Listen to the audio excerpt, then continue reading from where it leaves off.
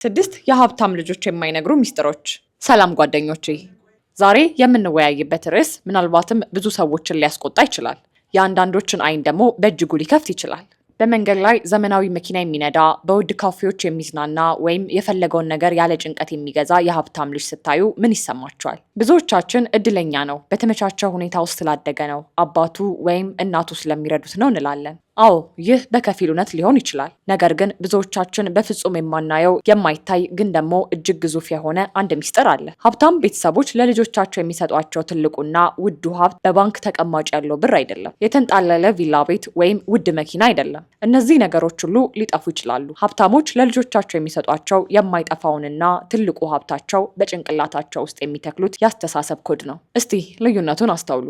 ድሃውና መካከለኛው ማህበረሰብ ልጆቹን ሲያሳድግ ጎበዝ ተማሪ ሁን፣ ዲግሪህን ያዝ፣ ከዚያም ጥሩ ደሞዝ የሚከፍል ስራ ተቀጠር የሚል የድህነት ቀጠና ውስጥ እንዲታጠሩ ያደርጋቸዋል። ሀብታሞች ግን ለልጆቻቸው ገና በለጋ ዕድሜያቸው ሌላ የማይነገር ትምህርት ቤት የማይታወቅ ሚስጥራዊ መመሪያ ይሰጣሉ። በገንዘብ ከመበለጣቸው በፊት በአስተሳሰብ ይበልጧቸዋል። ለዚህ ነው አንድ የሀብታም ልጅ በሆነ አጋጣሚ ያለውን ሀብት ሁሉ ቢያጣ እንኳን በጥቂት ዓመታት ውስጥ መልሶ ሀብታም መሆን የሚችለው። ምክንያቱም ሀብታም የመሆን ሶፍትዌር ጭንቅላት ውስጥ ተጭኗል። ገንዘብ ቢጠፋም ገንዘብን የመፍጠር ጥበቡና የአስተሳሰብ የበላይነቱ አብሮት አለ። በሌላ በኩል አንድ ድሃ ሰው በሎተሪ ወይም በስጦታ በሚሊዮን የሚቆጠሩ ብሮች ቢሰጠው በአጭር ጊዜ ውስጥ ተመልሶ ድሃ ይሆናል። ምክንያቱም ጭንቅላት ውስጥ ያለው ሶፍትዌር የድሃነት ሶፍትዌር ነው። ዛሬ በዚህ ቪዲዮ የሀብታም ልጆች በቀጥታ ለማንም የማይናገሩት ምናልባትም እነሱ ራሳቸው እንደ ተፈጥሯዊ ባህሪ የሚለምዷቸው ግን በውጤታቸው የምታዩቸውን 6 ሚስጥራዊ የአስተሳሰብ የበላይነቶችን በጥልቀት እነግራችኋለሁ። ይህ ቪዲዮ ስለ ገንዘብ ቁጥር ብቻ አይደለም። ይህ ቪዲዮ ስለ አእምሮ ነፃነትና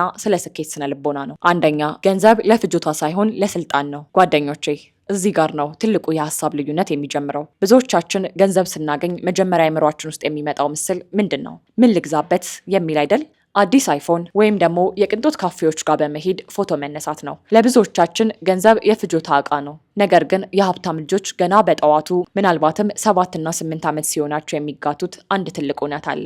ገንዘብ የምግብ ወይም የልብስ መግዣ ብቻ ሳይሆን 1000 ብር ሲሰጣቸው እነሱ የሚያዩት አንድ ወረቀት አይደለም። እነሱ የሚያዩት 1000 ወታደሮችን ነው። ከዚያም ያ 1000 ብር እንዴት ሌላ 100 ወታደር ማርኮ እንደሚመጣ ያስቡበታል። ድሃውና መካከለኛው ማህበረሰብ ገንዘብን ለደስታ ሲጠቀም፣ ሀብታሞች ግን ለስልጣንና ለነፃነት ይጠቀሙበታል። ዛሬ የምታገኘው ገቢ በሙሉ ኪስ ውስጥ ገብቶ ለምግብና ለልብስ መዋል የለበትም። ቢያንስ 20% አንተ ተኝተ እየተዝናና ወይም ሌላ ስራ እየሰራ የሚዋጋልህ ወታደር መሆን አለበት። ዛሬ የምትገዛው ውድ ጫማ ነገ አሮጌ ይሆናል። ዛሬ የምታስቀምጠው ወታደር ግን ነገ ግዛትህን ይገነባል። ሁለተኛ፣ ኔትወርክ ከዲግሪ በላይ ዋጋ አለው። አንድ የታወቀ ህግ አለ። አንተ ማለት የምትውላቸው የ5 ሰዎች አማካኝ ውጤት ነህ። የሀብታም ልጆች የሚማሩት ምርጥ ትምህርት ቤት ውስጥ መሆኑ ብቻ ሳይሆን በዚያ ትምህርት ቤት ውስጥ ከማን ጋር ኔትወርክ እንደሚፈጥሩ ትልቅ ትኩረት ይሰጣሉ። ኔትወርክ ኢዝ ኔትወርክ ይባላል። ዲግሪ ብቻውን በር ሊያንኳኳ ይችላል። ነገር ግን ትክክለኛ ሰው ጋር ያለህ ግንኙነት በአንድ ስልክ ጥሪ 1000 በሮችን ይከፍታል። ድሃ ቤተሰብ ልጁን ጎበዝ ተማሪ ይሁን ሲለው፣ ሀብታም ቤተሰብ ግን ከማን ጋር ነው የምትለው ብሎ ይጠይቃል። ካንተ በላይ ከሚያውቁ፣ ካንተ በላይ ከሚያልሙና ካንተ በላይ ከከበሩ ሰዎች ጋር መዋል የአስተሳሰብ የበላይነትን በነፃ ይሰጥሃል። ዛሬ ስልክ ውስጥ ያሉ ሰዎች ስም ዝርዝር ነገ የኪስህን ክብደት ይወስኑታል። ሶስተኛ፣ ስራን ሳይሆን ሲስተምን መገንባት። በሰዓት ተከፍሎ ጉልበትህን መሸጥ የአጭር ጊዜ መፍትሄ ነው። የሀብታም ልጆች ግን እንዴት ነው እኔ በሌለሁበት ስራው ሊሄድ የሚችለው የሚለውን ያስባሉ። ሲስተም መፍጠር ማለት አንተ ተኝተ ወይም ሌላ ስራ እየሰራ ገቢ የሚያመጣልህን ማሽን መገንባት ማለት ነው። ብዙ ሰው የራሴ ስራ አለኝ ሲል ራሱን ቀጥሮ መስራቱን ነው። ሀብታሞች ግን ቢዝነስ አላቸው። ቢዝነስና ስራ ይለያያሉ። ቢዝነስ ያላንተ መኖር ይችላል። ስራ ግን አንተ ከሌለህ ይቆማል። ዛሬ የምትሰራው ስራ ነገ አንተን ከባርነት ነፃ የሚያወጣ ሲስተም መሆን አለበት። እንዴት ነው ይህ ስራ እኔ በሌለሁበት ሊሰራ የሚችለው ብለህ መጠየቅ ጀምር። በጉልበትህ ሳይሆን በአእምሮ ማሽን መገንባት ተለማመድ። አራተኛ፣ ስህተት መማሪያ እንጂ ውርደት አይደለም። ብዙ ሰው ስህተት ሲሰራ ተሸነፍኩ ብሎ እጁን ይሰጣል። በሀብታም ልጆች ዘንድ ግን ውድቀት እንደ ትምህርት ቤት ነው የሚታየው። ውድቀት የሂደቱ አካል እንደሆነ ገና በልጅነታቸው ይነገራቸዋል። አንድ ቢዝነስ ቢከስር አንተ አትረባም አይባሉም። ይልቁንም ከዚህ ውድቀት ምን ተማርክ፣ በሚቀጥለውስ ምን እናስተካክል ብለው ይማከሩበታል። ይህም ትልቅ ሪስክ እንዲወስዱ ልብ ይሰጣቸዋል። ሪስክ የማይወስድ ሰው ስኬት አያገኝም። ብዙ ሰው ውድቀትን ስለሚፈራ ምንም ሳይሞክር እድሜው ያልቃል። የሀብታም ልጆች ግን ደጋግመው ይወድቃሉ፣ ደጋግመው ይማራሉ። በመጨረሻም ትልቁን ድል ያገኙታል። ውድቀትን እንደ ውርደት ሳይሆን እንደ ውድ እውቀት ቁጠረው። አምስተኛ፣ ጊዜን መግዛት። ሀብታሞች ጊዜያቸውን በጣም ይቆጥባሉ። ሌላ ሰው በትንሽ ክፍያ ሊሰራ የሚችለውን ስራ እነሱ አይሰሩትም። ለምን ይመስላችኋል? የእነሱ ጊዜ እጅግ ውድ ለሆኑ ትልልቅ ውሳኔዎችና ለራሳቸው ግንባታ እንዲውል ስለሚፈልጉ ነው። ድሃ ሰው ጊዜውን ሰጥቶ ብር ይፈልጋል። ሀብታም ግን ብሩን ሰጥቶ ጊዜን ይገዛል። ጊዜህን በገንዘብ አትቀይር፣ ገንዘብህን ተጠቅመ ጊዜህን ግዛ። ያንን የተረፈውን ሰዓት አዲስ ሀሳብ ለማመንጨት፣ መጽሐፍ ለማንበብና ስትራቴጂ ለመንደፍ ተጠቀምበት። ጊዜ ከወርቅ በላይ ነው። 6ኛ የረጅም ጊዜ እይታ።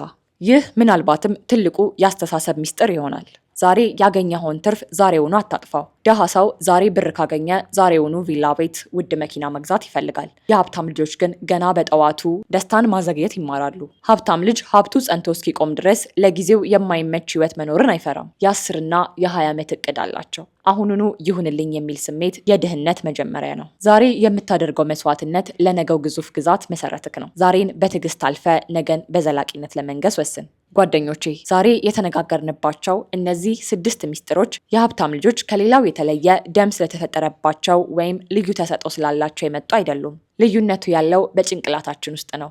ገና በልጅነታችን የተለየ የአእምሮ ስልጣን ስላገኙና ዓለምን የሚመለከቱበት መነጽር የተለየ ስለሆነ ነው። ይህንን አስተሳሰብ አንተም ዛሬውኑ በዚች ሰከንድ መለማመድ ትችላለህ። አዎ ሀብታም ቤተሰብ ውስጥ ሆኖ ለመወለድ ምርጫው አልነበረህም። ያ ያንተ ጥፋት አይደለም። ነገር ግን ሀብታም ሆኖ ለመሞት ወይም ለልጆች የተሻለ ህይወት ለማውረስ ምርጫው 100% ያንተው ነው። ድህነት የመጣው ከኪስህ ሳይሆን ከአስተሳሰብ መሆኑን ካመንክ ያኔ ነፃ መውጣት ትጀምራለህ። አስተሳሰብን ስትቀይር ኪስህ መቀየሩ የማይቀር የተፈጥሮ ህግ ነው። ከዛሬ ጀምሮ ገንዘብን ለመብላትና ለመልበስ ብቻ አትመልከተው።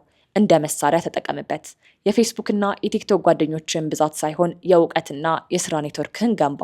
እናም ከሁሉም በላይ ከማንኛውም ቢዝነስ በፊት በራስ ላይ ኢንቨስት አድርግ። እውቀትህ ማንም ሊሰርቆ የማይችል ትልቁ ካፒታልህ ነው። ይህ ቪዲዮ ጠቃሚ ሆኖ ካገኛችሁት ላይክ በማድረግ ድጋፋችሁን ግለጹልኝ። ለውጥ ለሚፈልግ ትልቅ ህልም ኖሮት ግን ደግሞ መንገድ ላጣ ወይም በኑሮ ለተሰላቸ አንድ ጓደኛችሁ ደግሞ ይህን ቪዲዮ ሼር አድርጉለት። ከነዚህ 6 ሚስጥሮች ውስጥ እናንተን ይበልጥ ያስደነገጣችሁ ወይም ደግሞ ይሄማ እኔን ነው ያሰኛችሁ የትኛውን ነው? የትኛውንስ መተግበር ትጀምራላችሁ? ኮሜንት ላይ ጻፉልኝ። በሚቀጥለው ቪዲዮ በሌላ ወሳኝ ርዕስ እስክንገናኝ ድረስ በአሸናፊነት አስተሳሰብ፣ በበለጸገ አእምሮና በጠንካራ ስብዕና ኖሩ። ለራሳችሁም ክብር ስጡ።